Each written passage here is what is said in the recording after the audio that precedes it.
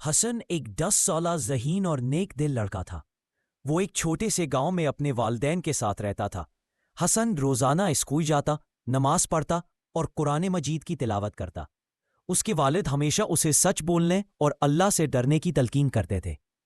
ایک دن اسکول سے واپسی پر حسن کو راستے میں ایک خوبصورت قلم ملا۔ وہ قلم یقیناً کسی کا قیمتی سامان تھا۔ حسن نے قلم اٹھایا اور سوچا، کاش یہ میرا ہوتا، لیکن ابو نے کہا تھا کہ جو چیز ہماری نہ ہو وہ ہمیں واپس کر دینی چاہیے۔ وہ سیدھا اسکول واپس گیا اور استاد سے کہا، سر مجھے اسکول کے دروازے کے پاس یہ قلم ملا ہے، شاید کسی طالب علم کا ہو۔ استاد مسکرائے اور کہا، شاباش حسن، تم نے سچائی اور ایمانداری کا ثبوت دیا ہے، ہم سب کو تم پر فخر ہے۔ اگلے دن اسکول میں سب بچوں کے سامنے حسن کی تعریف کی گئی اور اسے ایماندار طالب علم کا انعام دیا گیا۔